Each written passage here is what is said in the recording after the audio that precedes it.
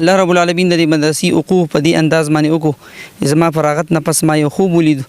او هغه خوب ما مفتي ګل جمال صاحب خپل د افتاء استاد ته بیان کو چې په خوب کې ما دوه نهرونه د فوی ولیدل چې پای کې سړی وي یو طرف ته زنانه ولاړې وي هغه قطارونه جوړ کړی وي او زه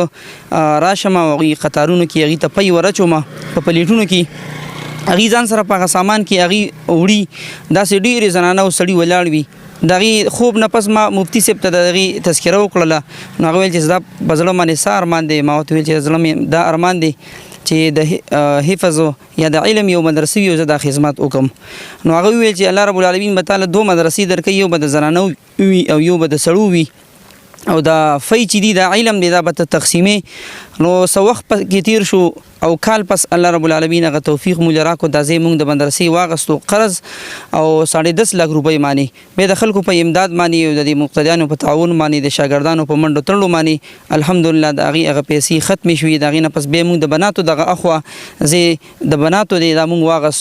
د سره به د دې د بلډینګ شو تقریبا 40 لک روپۍ بدی مانی ولګي د خلکو په تعاون مانی او د خلکو په اخلاص مانی او د خلکو مینه محبت مانی چې کوم د مسافر بیګان دي زموږ د نورونه دي د خلکو د دینی محبت د وجې نه چې کوم دی هغه د مدرسه قایمه دایمه ده به د هغې د ابتدا لپاره مونږ هغه مفتي ګل جمال صاحب هم راوستو ضیاءالله جان هاشمي صاحب د دې علاقې یو معروف شخصیت چې فرشته انسان دی حضرت مولانا تانی عبدالرحمن تانی باباجي صاحب د هغې په لاس باندې مونږ د دې بنیاد کېښودو الحمدلله چې څنګه هغه کابر په 18/8/2018 کې د دې تاریخ بنیاد کې خودلې شو دغه علماء کرام او دغه شيوخ چې پای کې عبدالرحمن تانی باباجي او مفتی ګل جمال صاحب چې کوم د شیرګل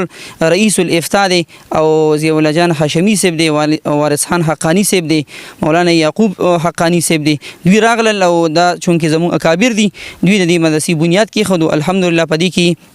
وسو مونږ سره متوسطه ده درجه حفظ درجه تجوید دی او ناظره ده اوله ثانیه ثالثه پړاویږي تقریبا زموږ سره پدې کې کل تعداد 180 تعداد زموږ سره پدې کې مقیمین کسان هم دي غیر مقیمین هم دي مقیمین پدې کې زموږ سره دیر باجوړ کوستان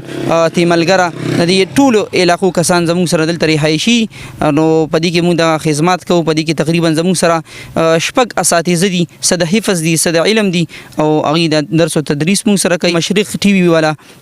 دغه شکریا ادا کوم چې غي د مدرسې د پاره به د علماو د خدمت د پاره او بیا په دې ګرمۍ کې دغه د کم قدمونه چې واغ صلی الله علیه د دې د معرفت او دغه د بخنی سبب وګرځي او الله رب العالمین د خپل مینه محبت ور نصیب کی او د دې د کم خلوص دی الله دې د مشرق والا د کامیابی ذریعہ وګرځي او الله رب العالمین د دوی حاجات ضرورت هم برابر کړي چې دوی دونه د قران او د حدیث د پاره د مدرسو د پاره دونه خلوص او مینه محبت ساتي الله دې دوی د دې اوبئی امراض نه په خپل مساتی او د ملک دیم جګم د اوبئی امراض نه الله رب العالمین په حفاظت کې وساتي